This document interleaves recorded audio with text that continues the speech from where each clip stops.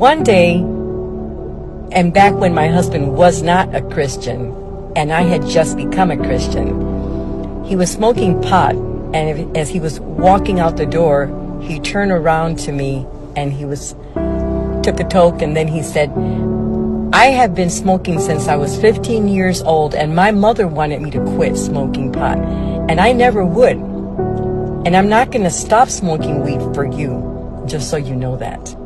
And then he walked out and slammed the door. And I said nothing to him. I stood up when he walked out the door, and I began to pray.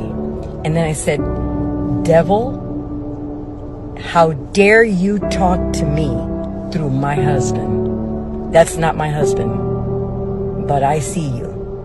And my husband will get saved. And how dare you talk to me? Don't you dare talk to me through my husband again.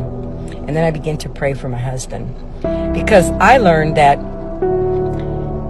prayer is the way. I take my prayer request to God. I don't argue with people, and I don't argue with my loved ones, because that does nothing. Arguing is the devil's way of handling things. Praying for people is God's way. And as people of God, we do it God's way. I pray for people and I love them. I love them. And when they act that way, I let it pass. I don't get into an argument, because really I'm arguing with the devil. If they're in darkness, a person's walking in darkness, they're not going to hear God. They're going to hear the thoughts of the devil. And they're going to, whatever thoughts come to their mind, they can't discern that it's not from God, that it's from Satan. They don't know how to discern it because they're not spiritually minded. So they're going to say ugly things to you.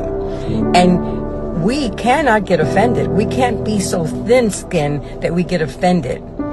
If we're Christian and the other person's not, we're called to pray for them. If they talk to us that way, they're in bondage to the enemy, and they can't discern when the enemy's using them to talk to us. But we have to be spiritually minded enough to discern that was the devil trying to talk to me through that person. The devil will talk to you through your kids. The devil will talk to you through your boss. The devil will talk to you through a man on the street. Don't get offended, because they don't know God. They don't know how to discern that the thoughts that are coming to their minds are meant to injure other people. Don't be so thin-skinned that you cannot discern that. Think enough of yourself to know that you're called to pray for those people, not to get mad at them or angry, because if you do, you're falling into the devil's trap. We're intercessors. We're prayer warriors. The people of God, we see those things and we pray about it. We don't get offended. And if you do get offended because you're human, go to God and say, take this from me. Don't accept. Don't think it's okay, and then walk around being wounded and getting mad at the very people that you should be praying for. Remember that.